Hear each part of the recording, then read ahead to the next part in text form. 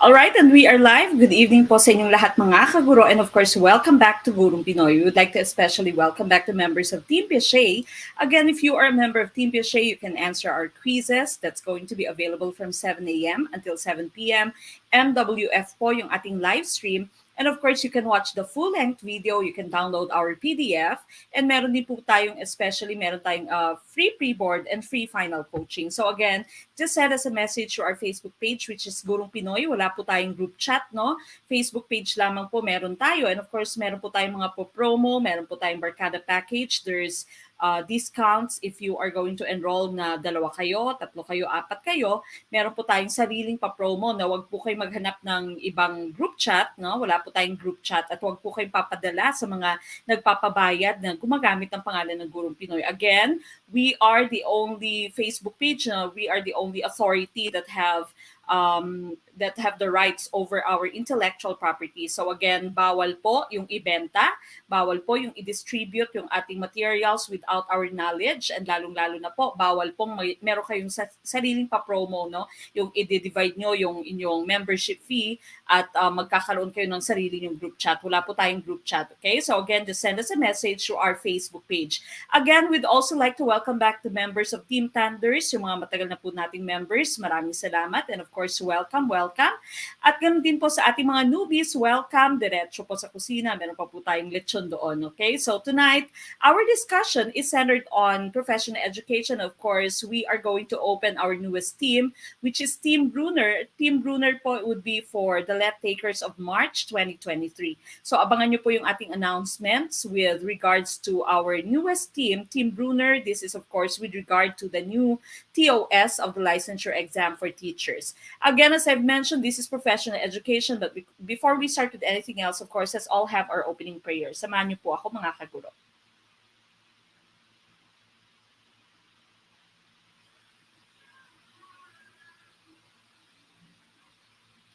Dear Lord, I come to you to ask for your guidance and direction in this study session. I ask that the Holy Spirit fill me with strength, creativity, and understanding to get through my studies without difficulty or sin.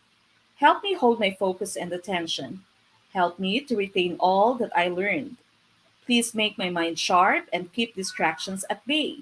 If any part of my studying is weak or lacking in some way, let it be revealed so that I may correct it. Thank you for this opportunity to learn. Amen.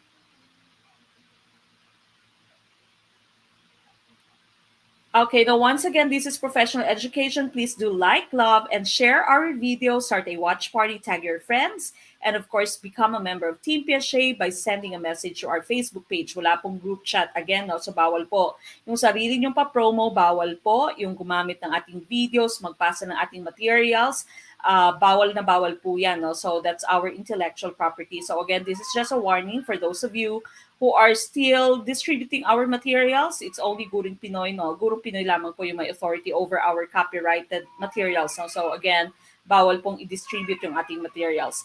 Now, this is professional education. Please do like, love, and share our video. If you are still looking for your kabarkada, no, yung mga kagrupo nyo, mag-send lamang po ng message dyan sa ating, or mag-comment sa ating comment box, at maghanap po ng inyong kabarkada, yung mga inyong kasama para mas makapag-less po kayo.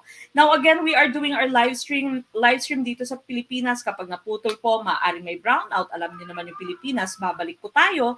And of course, you know that I have an almost 2-month-old son ngayon ay umiiyak. So narinig niyo po medyo may umiiyak sa background. No? That's my son. No? So patawad po. At of course, medyo may topak yung aking anak ngayon. But of course, we are going to be discussing 20 items for professional education tonight. This is still in preparation for your licensure exam for teachers.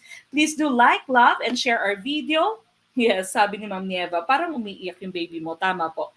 Maraming salamat again to all our star senders. Ma'am Aya Luna, maraming salamat po. Thank you for supporting Gurong Pinoy. Again, you can support us by sending us stars, sending us super chat, super stickers naman sa YouTube. Ma'am Janelle Hoswe, thank you for the stars. Okay? Maraming salamat po. Again, please do like, love, share our video. We are going to start in a few minutes. Mag-like na po, mag-love, at mag-share ng ating video. Okay? We will start in just a few minutes. Again, napaka-importante that you are sharing our video para po mas marami pa tayong ma-reach out ng mga kaguro. Okay? So again, if you are still looking for those people na po pwede nyo pong maging kasama, okay, sa ating membership, mag-send lamang po kayo ng inyong comment dyan, no? Ayan, sabi ni Ma'am Alain Diaz or Sir Alain Diaz Kaluweng, sino po wala pa kabarkada package dito? Naghahanap po siya. Okay, so marami po pong naghahanap ng mga makakasama. Ma'am Thalia Santos Bitanyo, good evening po. Maraming salamat for the stars. Again, thank you so much to all of you who have sent us your stars, super chat, super stickers. This is professional education. We start with question number 1. Okay, number 1. You want your students to answer the questions at the end of a reading lesson. What did I learn? What still puzzles me? What did I enjoy, hate, accomplish in the class today? How did I learn from the lesson? Which of the following are you asking them to do? Is it letter A, work on an assignment? Letter B, make a journal entry? Letter C, work on a drill? Or letter D, apply what they learned? Okay, what's your choice? Question number 1. Ma'am Tin Tanse, maraming salamat po for sending us stars and being one of our supporters. Thank you, Ma'am Tin Tanse. Good evening po. Okay, what's your choice for number 1? Okay, so again, intindihin pong mabuti yung ating question sa Prof. Ed, no? Yung ating pong sagot ay nandyan lamang po sa question. Okay, so intinding mabuti, interpret na mabuti yung ating tanong para po masagot natin na maayos yung ating question. Okay, what's your choice? I see B's, C's, and D's. Alin kaya ang tumpak na choice for number 1? Okay, karamihang choice niyo ay B at D, nag-aagaw. Alin kaya ang tumpak? Okay, going back to question number 1, sabi dito, you want your students to answer the questions at the end of a reading lesson. Okay, so you had a reading lesson, pagkatapos nun, ay pinasagot mo sa inyong students yung mga question na, what did I learn? Ano yung natutunan ko? Ano pa yung hindi ko naintindihan? No? Ano yung na-enjoy ko, na-hate ko, na-accomplish ko in the class today? Ano yung, or how did I learn from the lesson? Paano ako natuto sa lesson na ito? So what are you trying what are you asking them to do, or what are you trying to have them do? Is it letter A, work on an assignment? Letter B, make a journal entry? Letter C, work on a drill? Or letter D, apply what they learned? The correct choice here, of course, would be letter B, no, make a journal entry. If you are going to look at the different questions that you have here, what did I learn? What still puzzles me? What did I enjoy? What did I hate? What did I accomplish? How did I learn? These are all reflection questions, no? So reflection questions, itong lahat, metacognition, learning how to learn, thinking about thinking, okay? So this is making a journal entry, no? So making a journal entry is our correct choice for letter B. Hindi po working on an assignment, no? Wala din namang drill. Yung drill mo, examples nito would be your multiplication table, your application of what they learned. That means merong similar situation at na-apply nila kung ano yung na-learn nila sa inyong activity, pero walang ganon, no? So, what did I learn? What still puzzles me? How did I learn from this lesson? No? So, these are all reflection questions at ito ay ginagawa natin in our journal entry, no? So, letter B, ang ating tumpak na choice. When you had your practice teaching, hindi ko lang alam sa mga naabutan ng pandemya, no? Maaaring wala na kayong practice teaching because of course, naging online na lahat. You had to make your journal entry. Tayo dati, no? We had to reflect. We had to make our journal entry. Every time we'd visit the school assignment that we had, no? Babalikan natin yung ating journal or yung ating module sa practice teaching, and we have to make our entries for our journal. So these are all reflection questions. So again, our choice is letter B. Okay? So letter B po. Sana inaintindihan kung bakit letter B ang ating choice. All right, we move on with question number 2. William Glasser's control theory states that behavior is inspired by what satisfies a person's want at any given time. What then must a teacher do to motivate students to learn? Is it letter A, make teaching learning interactive? Letter B, avoid giving assignments? Letter C, organize curriculum in a spiral manner? Or letter D, make schoolwork relevant to students' basic human needs? Again, sa ating Prof. Ed, ay basahing maigi yung question. Now, pag naintindihan maigi yung question, masasagot natin ng correctly yung ating tanong. No? So ano kaya yung tumpak na choice for question number 2. What do you think is the right choice? Number 2. Maraming salamat, Ma'am Rosemary Buenafe. Good evening. He is watching or she is watching from San Joaquin, Iloilo City. Good evening po. Malapit lang sa amin yung San Joaquin, no? Just a few towns away. Ma'am Quinisha Culinayo, good evening ma'am. She's watching from Antipolo City. Maraming salamat po Ma'am Rosemary Buenafe and Ma'am Quinisha Culinayo for sending us stars. Okay, so again sa ating mga star senders, maraming salamat po. Buenas daw kapag ligwak sa first, no, sa number 1. Sabi ni Sir Rin Trance. Totoo kaya yon, no? Meron siyang paniniwala na kapag naligwak ka sa number 1, buenas daw. Okay, what's your choice? I see A's. Aha. Totoo ba? Letter A yung inyong sagot? Hindi na naman binasang maigi yung ating question. No? So again, sa Prof Ed, basahin maigi yung inyong tanong. Okay, for number 2, sabi na number 2 mo, sabi ni William Glasser sa kanyang control theory, behavior is inspired by what satisfies a person's want. Okay, so yung focus daw ng inyong behavior, yung dahilan ng inyong behavior ay kung ano yung gusto mo. Okay, you behave because you want something. Okay, so for example, chinat mo siya dahil gusto mong maging boyfriend siya, maging jowa siya, no? So you have a want and you have to satisfy that want, and so you behave in such a manner, no? In a manner. At sabi dito, what then must a teacher do to motivate students to learn? So if you are talking about want, no, para mag-behave yung students mo kung ano yung gusto nila, ano din yung gagawin mo as a teacher? Okay, so to make teaching, learning interactive, to avoid giving assignments, to organize curriculum in a spiral manner, or letter D, to make schoolwork relevant to students' basic human needs. And of course, the correct choice here would be letter D, no? So, kung ano yung gusto ng estudyante mo, their human needs, no? The students' human needs, okay? And so, letter D po ang ating tumpak na choice, no? D pala, sabi ni Ma'am Riza, okay? So, basahing maigi, again, yung inyong question sa Prof Ed, basahing maigi at intindihin maigi yung inyong question para masagot ng maayos, no? Masagot yung tama ang inyong question in professional education. So, number 2, letter D, ang tumpak na choice. Number 3, Bernadette enjoyed the roller coaster when he and her family went to the Enchanted Kingdom. The mere sight of a roller coaster gets her excited. Which theory explains Bernadette's behavior? Is it letter A, operant conditioning? Letter B, social learning theory? Letter C, attribution theory? Or letter D, Pavlovian conditioning? What's your choice? Number 3. Okay, kung ligwak, in numbers 1 and 2, sana naman ay tumpak na sa number 3. Okay, what's your choice? Ma'am Kenezel Char Lumakad or Sir Kenezel Char Lumakad, maraming salamat po for the stars. Ganon din kay Ma'am Mary Grace Abing Alas Bahian. Thank you so much for the stars. Again, if you are a member of Team Piaget, Bisaya, dumiretso po kayo sa ating team, no? Doon po kayo sa ating group, sa Team Piaget na group para po dire-diretso yung inyong panonood.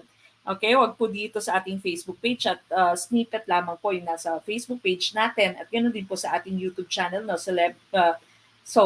Pwede po kayong manood dyan. But of course, snippet lamang po yung papanood nyo. So, pag gusto nyo dire-diretso yung panonood, hindi po napuputol, punta po kayo sa Team Piaget. And of course, you can also download my presentation, no, after our live stream. Doon din po yan sa Team Piaget. Okay? So, you don't need to copy anything. You don't need to take down notes. You don't need to take any screenshots. Pwede nyo pong balikan lahat ng ating videos doon na kompleto. Okay, number 3. Sabi ng number 3 dito, you have a girl named Bernadette.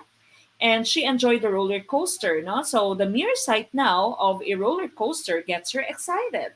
So what theory is this? Okay, operant conditioning, social learning theory, attribution theory, or Pavlovian conditioning? The correct choice, of course, would be letter D, Pavlovian theory. You all know, or Pavlovian conditioning. You all know that Pavlovian here refers to Ivan Pavlov, no? Who was a proponent of your classical conditioning theory, no? So this is classical conditioning. Basta merong phobia, merong trauma sa inyong let, merong generalization, no? Merong conditioning of the mind. That would be Pavlovian conditioning. Now, what about your operant conditioning? Operant conditioning, of course, this was by B.F. Skinner. Okay, so B.F. Skinner naman ito, Burroughs, Frederick Skinner. Ang kasama naman ng operant conditioning mo would be reward, punishment, reinforcement, feedback, and computer-aided instruction. Okay, so these are all by B.F. Skinner. Reward, punishment, reinforcement, feedback, and computer-aided instruction. Okay, so pag meron kayo nakitang reward, punishment, reinforcement, computer-aided instruction sa LET, that would be B.F. Skinner's operant conditioning. Pag may nakita naman kayong trauma, phobia sa LET, that would be classical conditioning by Ivan Pavlov. Now, social learning theory, of course, this was by Bandura, and this is learning by observation and imitation.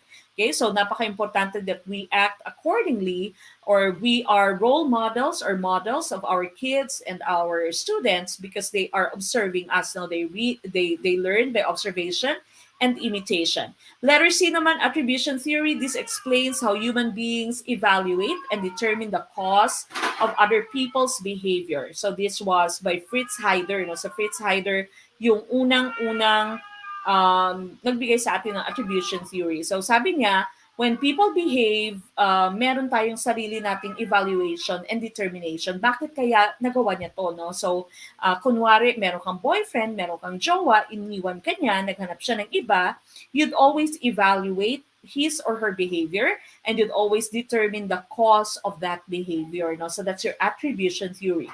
Naghahanap lagi tayo ng rason bakit niya nagawa to, no? Sadya lamang bang malandi siya, or meron bang kulang sa akin, no? Ano kaya yung nangyari? Ano kaya yung cause? Okay, so that would be attribution theory. Everything happens for a reason. Yan naman yung sabi ng attribution theory. But for number 3, this is Pavlovian conditioning. Okay, now we move on with number 4. When small children call animals dogs, what process is illustrated in Piaget's cognitive development theory? Is it letter A, reversion, letter B, assimilation, letter C, accommodation, or letter D, conservation? What is your choice for number 4? Yung aking anak ay may topak, no? So, attribution theory, ano kayo nangyayari? Okay, may topak lamang ba siya? Ma'am Tin Tanse, again for sending stars. Maraming salamat po, Ma'am Tin Tanse. Marami akong utang kay Ma'am Tin Tanse. Thank you so much for supporting Gurong Pinoy by sending stars. Again, you can send us stars on Facebook and also send us super chat, super stickers on YouTube naman. For those of you who are still not members of Team Piaget, magpa-member po by sending us a message to our Facebook page. Again, bawal po yung i-distribute yung ating copyrighted materials, lahat po ng ating materials, yung videos natin, inyong dina-download, bawal po yung i-distribute sa ibang tao at bawal po yung i-share, no? Bawal pong gumawa kayo ng sarili nyong promo. So again, please do not tolerate those people. If meron po kayong alam, mag-send po ng message sa ating Facebook page. Okay, what's your choice for number 4? I see B's for number 4, no? Letter B. Okay, so sabi dito, your small children call animals dogs. What process is illustrated according to Piaget's cognitive development theory? The correct choice here, of course, would be letter B, assimilation. So letter B, assimilation ng ating choice. Now, assimilation and accommodation here are opposite, no? So magkaiba po yung assimilation and accommodation. These are pertaining to the schema. When you say schema, according to Piaget, these are the file cabinets in our brains, no? Diyan yung nakalagay yung mga different ideas natin, different concepts sa ating brain, no? That would be your schema. Now, when you say assimilation, you see the 2 S's here, no? Dalawang S nakikita mo. This would mean the same schema, the same pa rin yung idea ng bata, hindi na change. So, kung kakilala lang or kilala lang ng bata ay dog, tapos may nakita siyang pusa, pero tinawag pa rin niyang dog, or may nakita siyang goat, tinawag pa rin niyang dog, no? So that's still assimilation, the same schema. But when you say accommodation, you see the letter C here, that's change in schema. Meron ng pagbabago sa schema, no? Meron na siyang bagong idea. So pag nakita na niya yung pusa and the child does not call the cat a dog, no? But he calls the cat, then that means there has already been a change in the child's schema. And so you'd call that accommodation. Accommodation na po yan.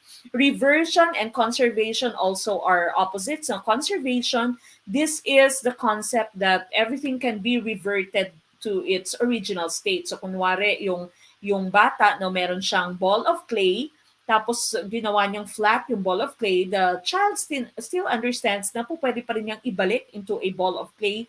Yung clay na naging flat na, that would be conservation. So conservation na po yan. But reversion would be kabaliktaran. No? When you say reversion po, pwede mong nababaliktad yung mga bagay-bagay. For example, subtraction is the reverse of addition. No? So that's reversion. But here, of course, for number 4, letter B ang tumpak. So congratulations sa mga nakakuha ng tumpak na choice. Pag ligwak, okay lang po yan. Move on ka agad. We move on with number 5. Okay? Which appropriate teaching practice flows from this research finding on the brain? The brain's emotional center is tied into its ability to learn. Letter A, establish the discipline of being judgmental in attitude. Letter B, come up with highly competitive games where winners will feel happy. Letter C, tell the students to participate in class activities or they won't receive plus points in class recitation. Or letter D, create a learning environment that encourages students to explore their feeling and ideas freely. Okay, what's your choice? Okay, so again, please do send us a message to our Facebook page if you'd want to become a member of Team Piaget, Ma'am Mary Grace Bahian. Mag-send lamang po ng message sa ating Facebook page kung saan po kayo nanonood ngayon. No? Pwede po kayong maghanap ng inyong mga katropa, kabarkada para meron po kayong discount. No? So maghanap po kayo dyan. Pwede pong sa comment box, maghanap na po kayo ng inyong mga makakasama. Sir Kier Estomata, maraming salamat po for the stars. Thank you so much, Sir Kier. Okay, now sa mga nagpa-member naman at hindi pa na-add, no, maghintay lamang po kayo. Babalikan po kayong lahat ng ating admin. Okay, minsan po kasi is out of office hours na, minsan masyado marami, no, yung mga nagme-message, and so babalikan po kayong lahat ng ating admin. Don't worry po. Okay, again, we are not a scam. Okay, so this is Gurong Pinoy and we are the only ones who have the right to all our materials. Do not tolerate and please be vigilant. No? Wag po natin tolerate yung mga taong namimihasa, yung mga taong merong sarili nilang pa-promo. No? Hindi po pwede yan. Tayo lamang po yung may right over our materials.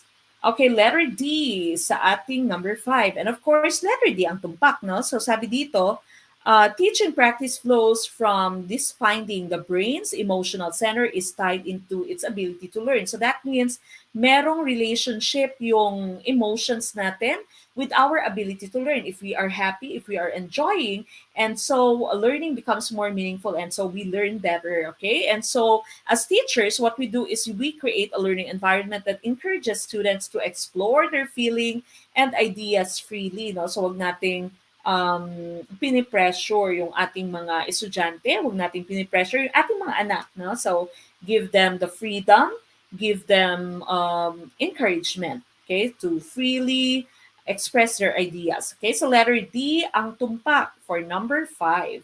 We move on with number 6, which can be said of Ariel, who obtained a score of 75 out of 100 items in a grammar objective test. Letter A, she performed better than 25% of her classmates. Letter B, she answered 75 items in the test correctly. Letter C, her rating is 75. Or letter D, she answered 75% of the test items correctly. Okay, what's your choice?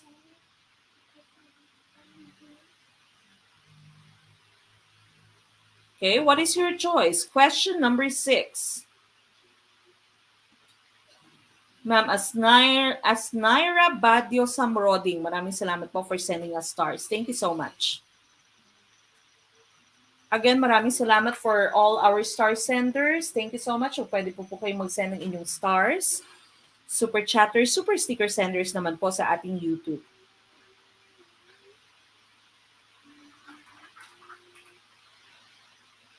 Okay, what is your choice? Number 6, ICBs. Karamihang choice niyo ay letter B for number 6. Okay, so sabi dito ng question number 6 mo, you have a student who got a score of 75 out of 100 items. Okay, so yung inyong focus is just one student. Okay, so what your choice here, the correct choice here, of course, would be letter B. So tama yung letter B na she answered 75 items in the test correctly. 75 out of 100 items. Usually kasi yung percentage, no, at yung term na rating, we use this for your norm na test, no? So, hindi criterion reference test, but norm reference testing. When you say norm reference testing, kino-compare mo yung performance ng inyong group, no? Lahat ng members ng inyong group.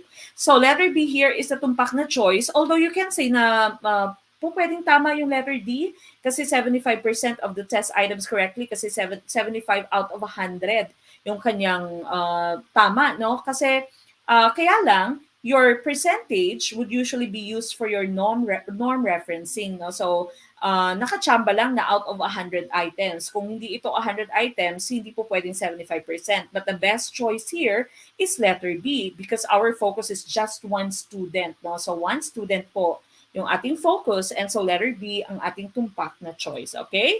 Now, number 7. Nelly's score is within X plus or minus 1 SD.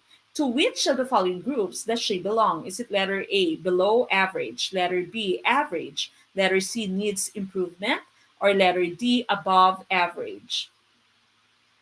Okay, what's your choice for number 7? Number 7, ano po ang ating tumpak na choice? Again, kung hindi pa po kayo nagla-like, love, at nag-share ng ating video, please do like, love, and share our video. Okay, para mas marami pa po tayong ma-reach na kaguro, no? Mas marami pa tayong matulungan.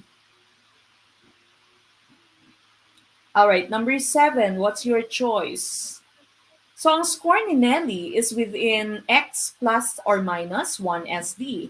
To which of the following groups does she belong? Is it letter A, below average, letter B, average, letter C, needs improvement, or letter D, above average?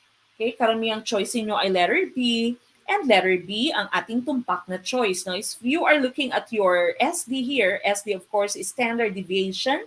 It is the measure of how clumped, no, how clustered, how spread out the scores are, no? I mean, hindi siya clump lang kasi central tendency yung clump mo, no? How spread apart your scores are. That's your measure of your standard deviation because that is part of your measures of dispersion.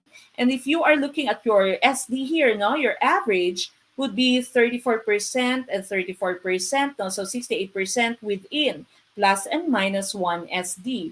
Your 95% within, or that's plus or minus 2 SD of the average, that would be below average for negative 2 SD, but above average for your positive 2 SD. Then, of course, you have your negative 3 SD that would be needing improvement, no? At yung plus 3 SD mo naman, ito yung mga gifted na ating mga estudyante. Okay? So, nandito siya, no? Plus or minus 1 SD here in your bell curve, and so that would be average. Okay? So, average yung ating pong hinahanap. Letter B for number 7. Number 8. With the assessment of effective learning in mind, which does not belong to the group? Is it letter A, closed test? Letter B, moral dilemma. Letter C, reflective writing. Or letter D, diary entry. Okay, what's your choice? Again, our class would be on Mondays, Wednesdays, and Fridays, 7 p.m. Meron din po tayong premiere videos, okay, replay videos every Saturdays and Sundays. Okay, pero yung live po natin, MWF at 7 p.m. That's Philippine time. Okay, what's your choice? We are at number 8. Again, please do like, love, share our video, start a watch party, send us stars, send a super chat, and super stickers. Okay, number 8, I see letter A's. Okay, so sabi ng number 8 mo, with the assessment of effective learning, which does not belong to the group. Okay, you have the term not. And so we are looking for the odd one out. And the correct choice, of course, would be letter A, closed test. Okay? So moral dilemma, reflective writing, diary, these are all pertaining to your affective learning or emotions. No? So emotions, well, remember you have three different domains: cognitive, psychomotor, and affective. Now, so cognitive would be pertaining to your mental ability, affective would be your emotions, and your psychomotor would be for your skills. Okay, so letter A, closed test dito. This does not affect your emotions. This here is an example of your closed test. We've talked about this last Monday, no? So your closed test is a type of test kung saan reading comprehension yung kanyang focus, and it uses blanks or even pictures sometimes, no, in a paragraph. Okay, so letter A, closed test, ang ating tumpak na choice. Number 9. Okay, question number 9.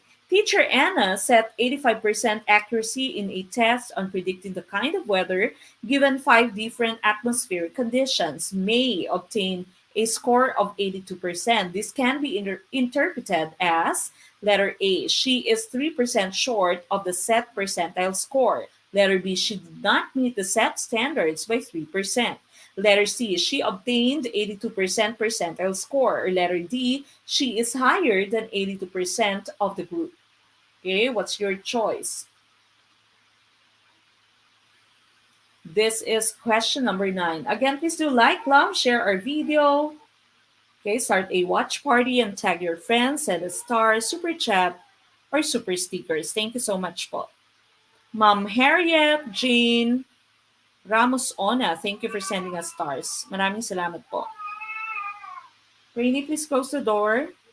Thank you. Okay, medyo may sumpong si Baby Rock ngayon. Okay? Letter C, ang inyong karamihang choice. Tumpak kaya ang letter C? Or marami kayang ligwa in this item?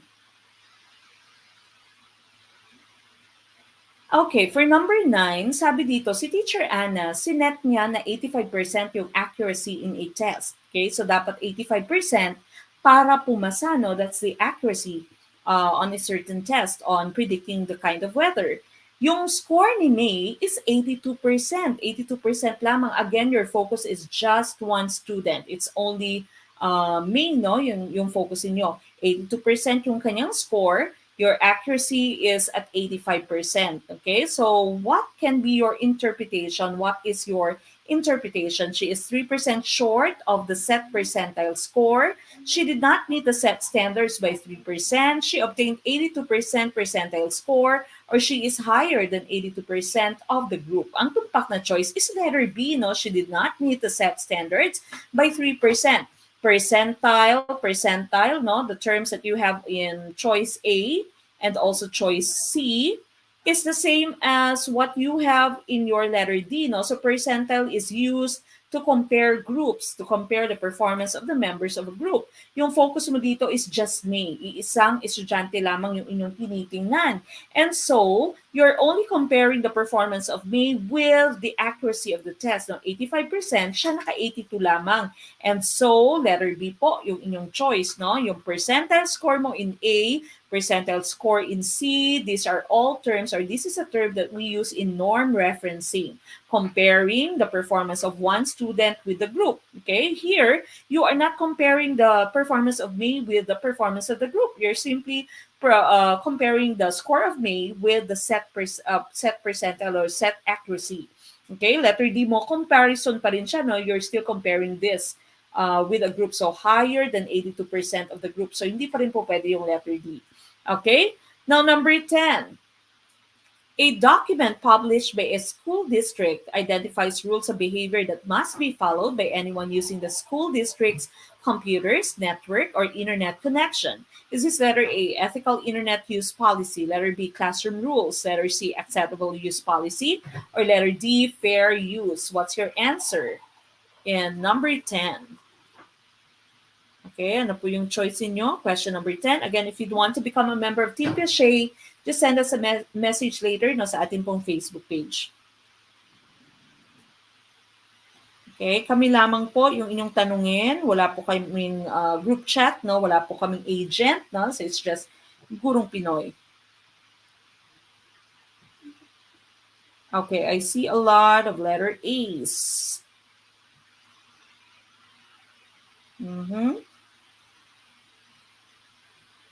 Okay, basahin ko lamang yung comment ni Ma'am Hannah Ismael no, dito sa ating Facebook page. Good evening, Ma'am Net. Thanks so much sa lahat ng knowledge na na-share mo sa amin. Proud na galing kami gurong Pinoy bago nakapasa sa LET. Congratulations, Ma'am Hannah Ismael, LPT, and of course, maraming salamat for your feedback. Okay, what's your choice?